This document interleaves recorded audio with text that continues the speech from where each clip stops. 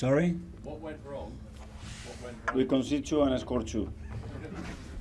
I think what went wrong is the start of the game. I think we didn't play with enough purpose, with the ball and clarity, and we were just moving the ball without really having the intention to threat them, and that's a really dangerous thing to do against teams like Chelsea. And then we didn't win enough duels, and in tight areas when we had them, they escape from that and they attack open spaces, and they are really, really dangerous things to do. So credit to them as well, because they are a top side, full of top players, and you have to acknowledge that. And we don't have those two things, then we become an average team. When we changed that and we started to leave the level after 20-25 minutes, and especially the second half, that's a different game. We became a much better team, even without conceding the second goal, and it's disappointment.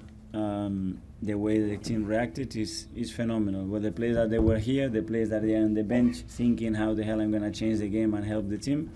So that's the part that I loved, and what I really liked as well is going to the dressing room, and the dressing room being quiet after drawing 2-2 against Chelsea and being 2-0 down, because I know that they want more. So that's the positives. James from CBS. Mikel, what did you make of the penalty? I already mentioned it to a ref and I got booked for that, so I prefer to make no comments. You're not happy with it? Eh? You weren't happy with it? Not happy with the yellow, yeah. Okay, so, Just on that point, I mean, we always have this debate about whether we think the law is right and whether we think the law has been, and then whether the law has been applied correctly. Do you think A, the law is right, and B, has it been applied correctly? Well, but the law is clear as well in where the ball has to be in relation to the action, and it's very close, and it's impossible to jump without lifting your hands. It's just mechanically is impossible. because of Rob. Yeah, Mikel, the character of this side was questioned maybe at the end of last season. I just wondered in a game in which you looked to be going away from them to come back to get to 2-2, maybe look like they were winning it. Does that tell you something about the progression, the character in the individuals you have there? Yeah, I have no doubt about that, and I could see at halftime that it was a night between our teams, and we accepted that we have to do much better, and the game still was there for us, and we had that belief, and even we conceded the goal the way we conceded it, we continue to be like this, and I love that about the team, and I'm going to demand in that every single day, because this is who we are, and the only way as well to, when you are not at your best, still create a lot of issues to the opponent. I think Dave. Second goal, the Mudridge goal. Can you just break that down for us? Yeah, I haven't seen it live again, so it looked at from the angle. It's very strange angle to consider. I didn't know if it was a deflection or is the trajectory of the ball. No deflection. Anyone else? So goal. Sorry. Goal. Yeah. The other thing that we wanted to say was that there were chants for Aaron Ramsdale from the Arsenal supporters. Just what was your feeling? Great. I love him. I will sing as well for him every single day. We sang a lot for him yesterday because he was a father, the most beautiful thing to do, and he's someone that has this charisma and personality and is very loved around the team. Okay. Anyone else at all?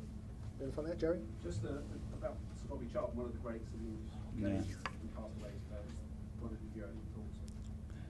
Really sad news, but I think he leaves us in the best position that you can be as a footballer. The values that he transmitted, the quality, and how he changed English football, how he changed international football, the appreciation that he had, and the love that he had for everybody, the respect that he had for everybody. So obviously he already had legacy, but I think that's going to be beyond what he already had. So rest in peace, and I think everybody appreciates and love what he did for this game.